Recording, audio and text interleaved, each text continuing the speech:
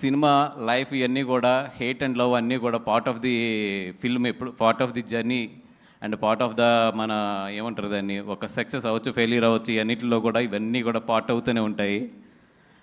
నేను ఇందాక బాను చూపిస్తున్నాడు పొద్దున్న నాకు, ఏదో మా ట్రైలర్ వేస్తుంటే దాని కింద కామెంట్స్ అన్నిటిలో చదువుతుంటే నేను ఎప్పుడు చదవను. మనోడు చెప్పాడు ఎక్కడ నవ్వాలో చెప్పండి రా అని చెప్పి.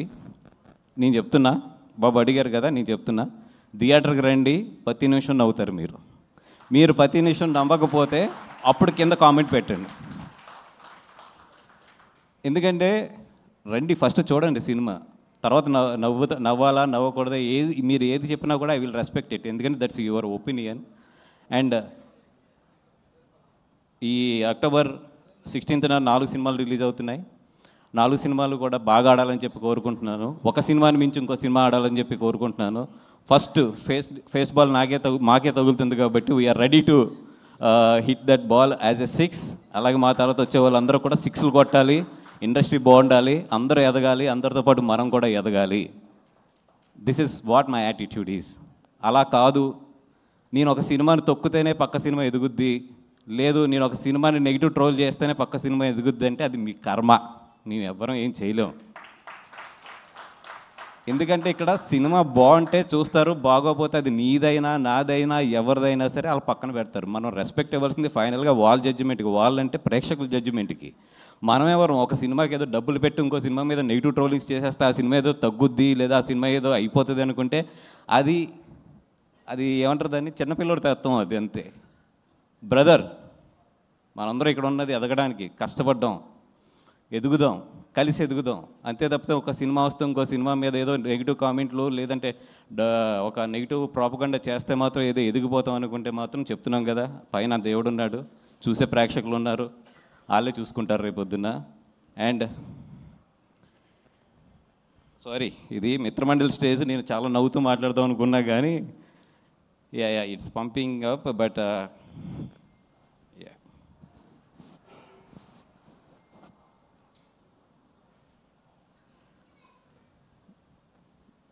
అంటే కాంపిటీషన్లో యుద్ధం చేయడంలో తప్పు లేదు, బట్ ఆ యుద్ధానికి ధర్మం ఉండాలి.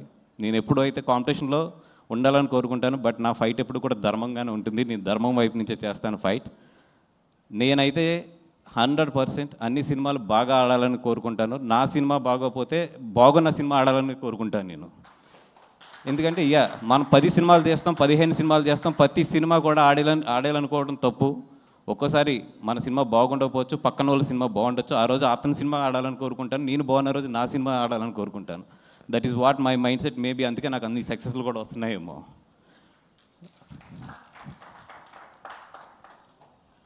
అండ్ ఇదేదో చేస్తే బన్నివాస్ పడిపోతాడు, ఇక్కడ ఏదో తొక్కితే బన్నివాస్ పడిపోతాడు అనుకుంటున్నారేమో. నా ఇంట్రుక, నేను చెప్తున్నా కదా, నా సంస్కారం ఎంతదంటే నేను ఇంకో ఇంట్రుకు కూడా తీసేవచ్చు, కానీ తల మీద ఇంట్రుకే తీసిస్తున్నాను. నా సంస్కారం అలాంటిది.